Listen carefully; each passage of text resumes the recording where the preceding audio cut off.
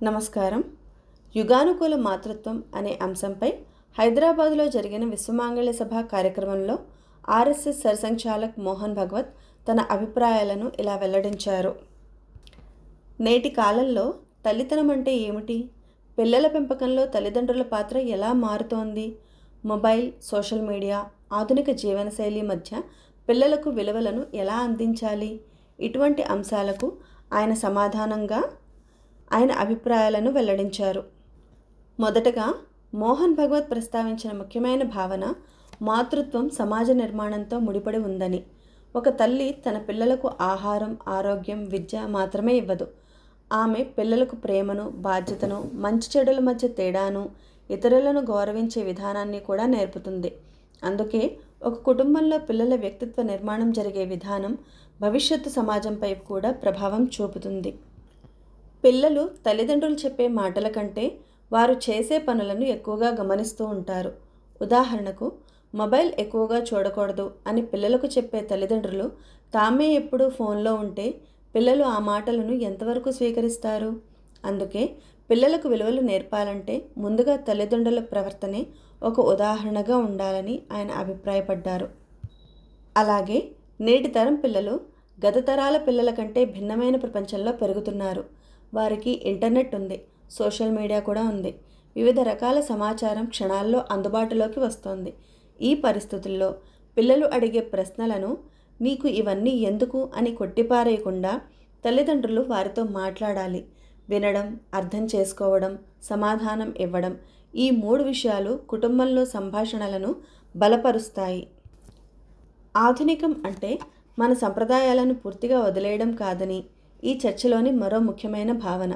సాంకేతికతను ఉపయోగించవచ్చు, కొత్త ఆలోచనలను కూడా స్వీకరించవచ్చు, ప్రపంచంలోని మంచి విషయాలను నేర్చుకోవచ్చు. కానీ అదే సమయంలో మన కుటుంబ సంబంధాలు, బాధ్యత, పరస్పర గౌరవం వంటి విలువలను కూడా కాపాడుకోవాలి. అంటే కొత్తదనాన్ని స్వీకరించాలి, మంచిదనాన్ని నిలుపుకోవాలి. మోహన్ భాగవత్ వివాహ వ్యవస్థ గురించి కూడా తన అభిప్రాయాన్ని వ్యక్తం చేశారు. ఆయన దృష్టిలో వివాహం కేవలం 2 వ్యక్తుల వ్యక్తిగత సంబంధం మాత్రమే కాదు, అది పరస్పర బాధ్యతతో కూడిన కుటుంబ వ్యవస్థ. భార్యాభర్తలు ఒకరినొకరు అర్థం చేసుకోవడం, కుటుంబ బాధ్యతలను పంచుకోవడం, పిల్లల పెంపకంలో కలిసి పనిచేయడం వంటి అంశాలకు ప్రాధాన్యత ఇవ్వాలని ఆయన అభిప్రాయం వ్యక్తం చేశారు. ఈ ప్రసంగానికి సంబంధించిన చర్చలో మరో ముఖ్యమైన అంశం సమాజంలోని భిన్నమైన వ్యక్తుల పట్ల గౌరవం. వారి జీవన పరిస్థితులు లేదా వ్యక్తిగత గుర్తింపులు ఏవైనా వారిని అవమానించకుండా గౌరవంతో చూడాల్సిన అవసరాన్ని ఆయన ప్రస్తావించారు. ఒక సమాజం బలంగా ఉండాలంటే పరస్పర గౌరవం, సంభాషణ, సహజీవనం అవసరమని తెలిపారు.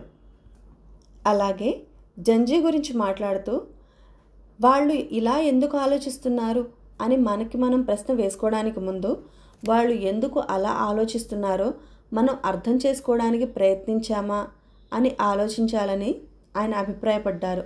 కొత్త తరాన్ని కేవలం విమర్శించడం కాకుండా వారితో మాట్లాడడం, వారి ప్రపంచాన్ని అర్థం చేసుకోవడం అవసరమని ఈ సందర్భంగా ఆయన తెలిపారు. కాలం మారుతోంది, కుటుంబాల నిర్మాణం మారుతోంది, పని విధానాలు మారుతున్నాయి, టెక్నాలజీ మారుతోంది, పిల్లల ప్రపంచం కూడా మారుతోంది.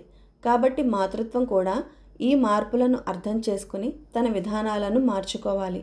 అంతేకాని మారేది విధానం మాత్రమే.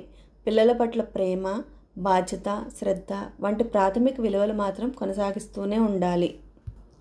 బలమైన కుటుంబాలు బలమైన సమాజానికి పునాది.